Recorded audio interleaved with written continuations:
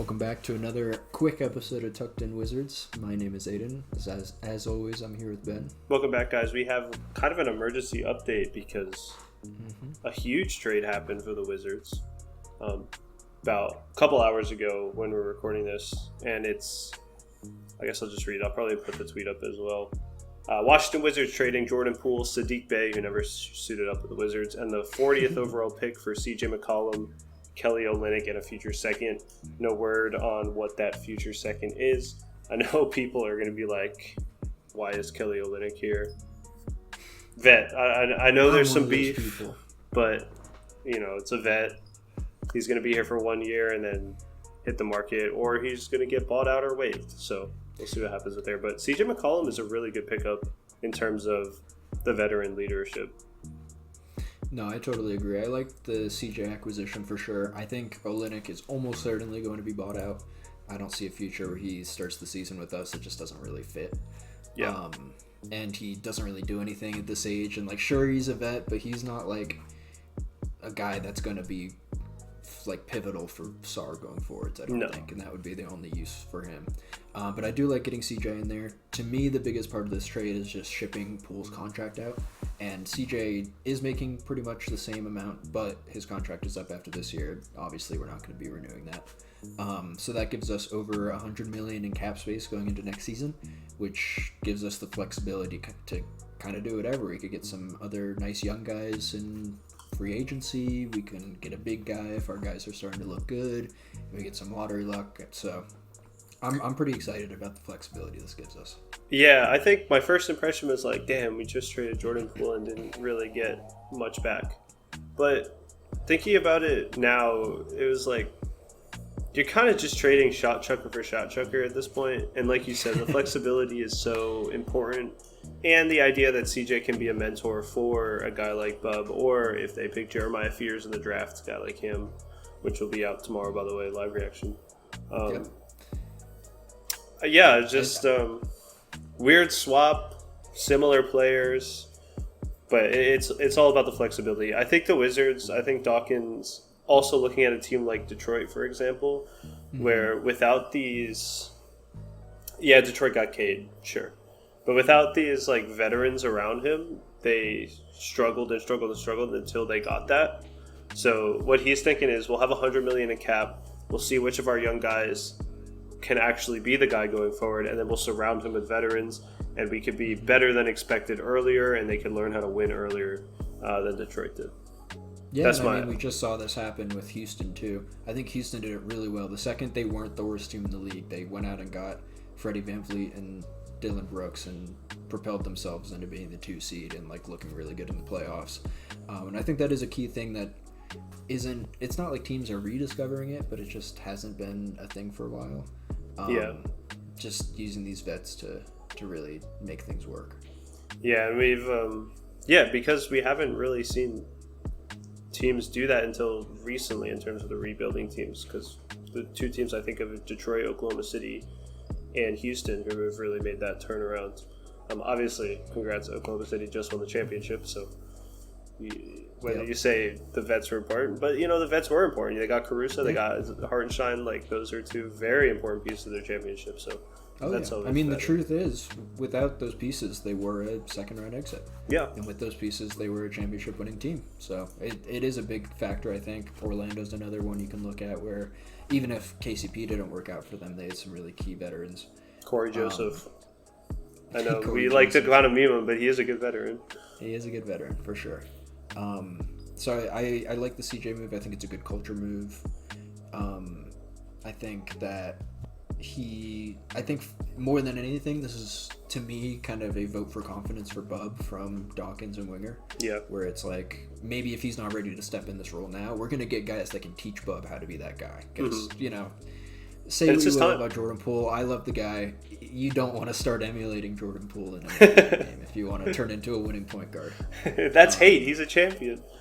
No, I'll give him that. He's a champion. And I do love Jordan Poole, but it's some of those tendencies, the shot chucking, the kind of lackadaisical defense, I don't want that. I don't want Bub picking up on that kind of stuff, where CJ's going to be able to kind of get more in depth about running an offense and kind of the nitty gritty X's and O's style. Yeah, and we'll see how Poole. I'm sure we'll be both rooting for Poole with the Pelicans. Yep. It will be their starting point guard as DeJounte recovers from that, I believe, Achilles strain. So we're going to see Poole and Zion, maybe not actually, but we're going to see them in theory on the court together. I think we got to get at least one game. Yeah, we'll get at least one of the 20 games Zion plays. We'll get Poole starting with him. Maybe all of them. Poole's pretty. No, he's pretty. Terrible. DeJounte Murray has not been. Yeah, and he'll still be recovering. Some other news around the NBA. Just as we get closer to the draft, obviously we saw the Drew Holiday trade to Portland for some reason for Anthony Simons. And 2 second-round picks. Yeah, interesting trade from Portland. I guess Simons really doesn't play any defense. I can't say I watch Portland too much, but yeah, it was just interesting to me that Portland thinks they're in a position where they want to be trading draft capital for a win-now aging star. They must really trust Shaedon Sharp, which we can see if that's a good idea or not. Or Denny. Fantasy guy to keep an eye out for sure. Yeah. Other news, Porzingis, so the Celtics kind of selling a little bit of their championship pieces to Atlanta for Georges Niang and Terrence Mann. Terrence Mann goes to Brooklyn. Nets get another pick. Porzingis and Trae Young together is also interesting. It's not really the type of center Trae Young usually plays with. No. So I'm hoping it's not a Luka KP situation where he's just kind of resigned to the corner. But yeah, we'll see how Quinn Snyder cooks that up. My worry, as always, is Porzingis' health. I don't think I've ever seen him have a healthy playoff run. No. Ever. He had a healthy season in DC, though. Yeah, he did have DC. Something about the DC center medical staff. They're insane. All of our centers play every game. Yeah. Even if they're injury prone. Unless they have a freak. Honestly, everyone. Bryant. We don't get a lot of injuries. Yeah, Thomas Bryant. That was bad. But all of our injuries are the freak kind, like John Wall slipping in the fucking shower. Yeah, brutal. And Thomas Bryant. But besides, those are like the 2 big ones in Wizards' recent history, I feel like. Yeah, Bradley Beal with those ticky-tack. Gilbert Arenas had those injuries as well. Just kind of unlucky. But yeah. Hey, that's the Wizards for you.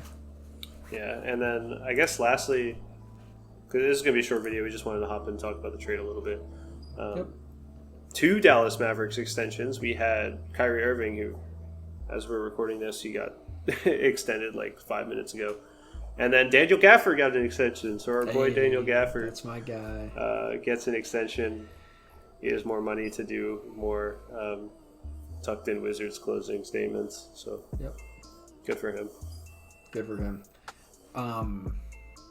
I do want to say today the Nuggets president of basketball operations, I guess, I don't know what his title is, the owner's son, was like, I'm worried about a nightmare scenario where the cap, like the second apron, forces us to trade Nikola Jokic when a big guy goes down with an injury. I just wanted to bring it up because I think that might be one of the worst public press conference PR statements I've ever heard for no reason. He just kind of said it. Like, nobody asked about it. It wasn't prompted about it. He just kind of, it came out of nowhere. It's like, why are you just suddenly talking about trading Jokic? Yeah, that was such a weird thing because, in my opinion, there's 4 guys who should never be traded unless they've asked. It was 5, but I put Tatum in that category with the injury. It's fuzzes things up with the trade market stuff. But one of this, Luka, obviously got traded. Should not have happened. Jokic, Shea, and Giannis. And we're seeing it right now with Giannis, where everyone's like, oh, trade Giannis. And the Bucks are like, why? No, we're not going to do that. Like, why would we do that? Like, we'd rather just trade anyone else and get other pieces. Yeah, so saying that just screams poverty franchise. Yeah. But we'll see what happens with them. I'm sure they're